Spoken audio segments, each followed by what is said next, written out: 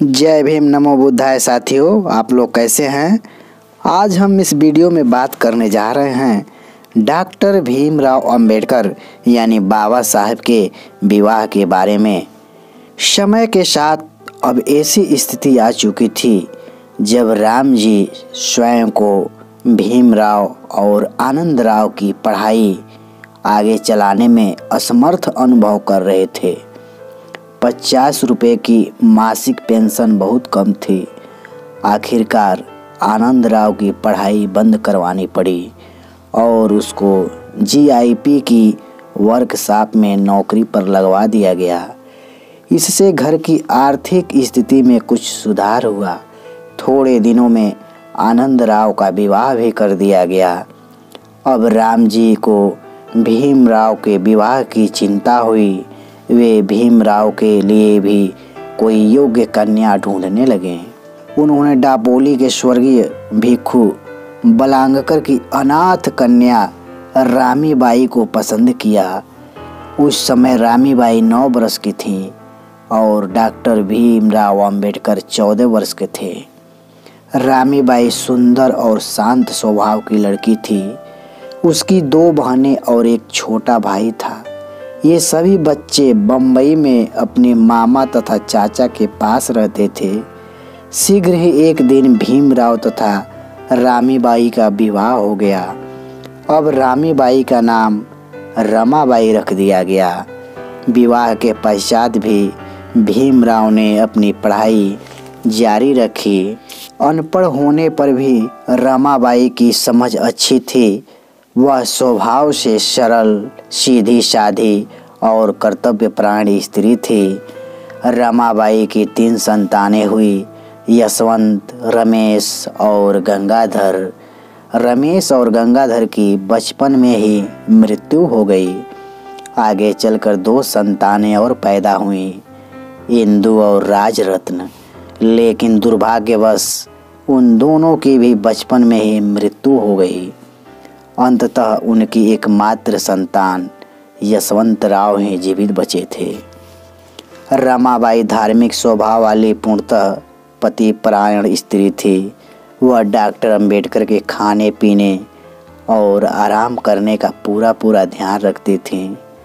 एक बार रमाबाई ने उनसे पढ़ंगपुर जाने की अभिलाषा प्रकट की। पढ़ंगपुर महाराष्ट्र में एक बहुत बड़ा तीर्थ स्थान है जिसका संबंध भागवत संप्रदाय से है। डॉक्टर अंबेडकर को इन बातों में कोई रुचि नहीं थी। उन्होंने रमाबाई को समझाया कि जिस मंदिर में छुआछूत होती हो वहां जाने से क्या लाभ, और ऐसे देवता के दर्शन भी क्या करने जो अपने भक्तों पर परस्पर भेदभाव को सहन करता हो। हमें तो अपने दीनहीन दलितों की ही निस्वार्थ सेवा करनी चाहिए। रमाबाई की समझ में बात आ गई और उन्होंने पढ़ंगपुर जाने की इच्छा त्याग दी। जून 1934 में डॉक्टर अंबेडकर बम्बई के सरकारी लॉ कॉलेज में प्रोफेसर हुए और साल भर बाद ही उस कॉलेज के प्रिंसिपल नियुक्त हुए। कुछ धनार्जन करने के पश्चात उन्होंने बम्बई की दादर कॉलोनी में राजगृह नाम का विशाल भवन बनवाया और उसमें सहपरिवार रहने लगे। लेकिन रमाबाई का स्वास्थ्य ठीक नहीं चल रहा था। वह बीमारी की हालत में भी डॉक्टर अंबेडकर के आराम का पूरा ध्यान रखती थी।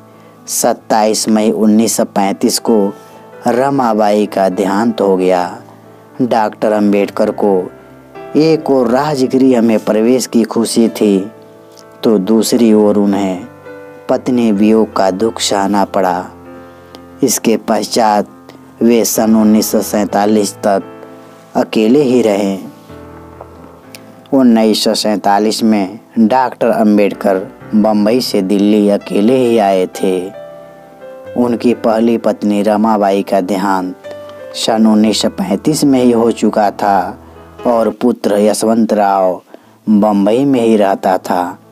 यहाँ आने के बाद उनके पैरों का दर्द बढ़ता जा रहा था। उनकी अदम्य कार्यक्षमता को चोट पहुंचाने वाली निरंतर रुग्णता की स्थिति बन गई। निरंतर रोग प्रस्तुता ने उन्हें अक्षम बना दिया गया। वे अच्छी तरह चल फिर नहीं सकते थे। उनका स्वास्थ्य भी रुग्णता से गिरने लगा था। जब वे डॉक्टर मालवणकर के बम्बई क्लिनिक में अपना इलाज करवाने के लिए एक सप्ताह ठहरे, तब वहाँ उनकी मुलाकात डॉक्टर शारदा कबीर से हुई। वह वहीं क्लिनिक में काम करती थीं।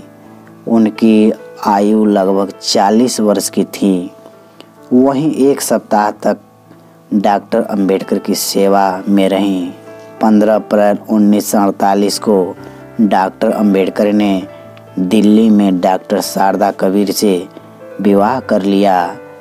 शायद वे अस्पताल के बजाय घर में ही अपनी देखभाल करवाना चाहते थे। अब डॉक्टर शारदा कबीर का नाम बदलकर डॉक्टर सविता हो गया था। साथियों, आपको हमारा ये वीडियो कैसा लगा? अगर अच्छा लगा हो तो वीडियो को लाइक करें, चैनल को सब्सक्राइब करें और वीडियो को ज़्यादा से ज़्यादा शेयर करें। जय भीम, नमो बुद्धाय साथियों।